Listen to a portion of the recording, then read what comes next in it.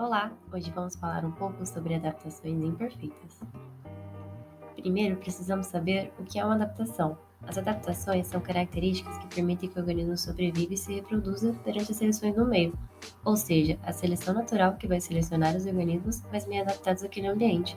Mas será que todas elas são perfeitas?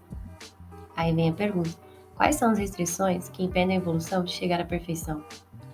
Bom, o primeiro exemplo é de imperfeição devido ao espaço de tempo. Esses frutos dessa espécie são adaptados para serem dispersos por grandes herbívoros, pois são frutos grandes e rígidos. Essa adaptação precisa acompanhar a mudança de fauna conforme a seleção natural atua, ou seja, se o dispersor for extinto, ela precisa se adaptar ao novo dispersor. Originalmente, ela foi dispersa pela preguiça gigante, pelo mamute e por um urso gigante já extinto. Então, a sua dispersão era realizada pela megafauna, e mesmo com que esses animais tenham sumido, a planta continua produzindo fruto da mesma maneira, que só é dispersado ao cair e apodrecer, e dessa forma ficar disponível para pequenos mamíferos. Então, isso caracteriza uma adaptação imperfeita. Além dela, existe a restrição genética. Dependendo do ambiente, os três genótipos podem ser expressos, então podem ter indivíduos azão-azão, azão-azinho e azinho-azinho. Mas em alguns ambientes, alguns são excluídos por não apresentarem um valor adaptativo.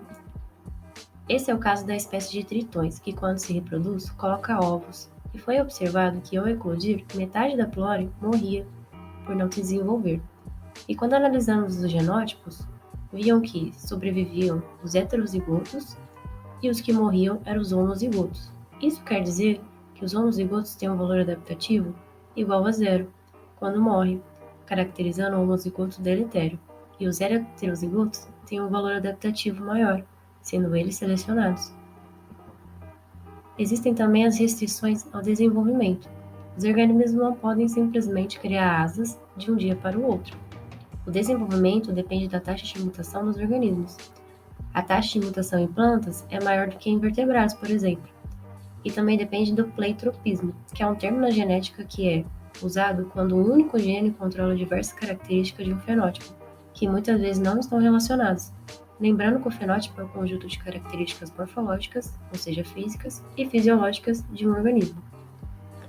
No caso das aranhas, elas fazem a troca de mudas para crescer, sendo o crescimento em salto por apresentar períodos sem crescimento, e quando fazem as mudas têm um crescimento rápido e param de crescer novamente.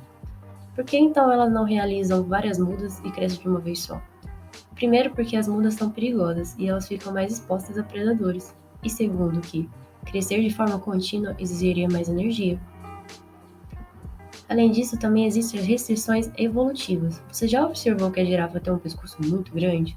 Mas será que esse mecanismo dela é perfeito?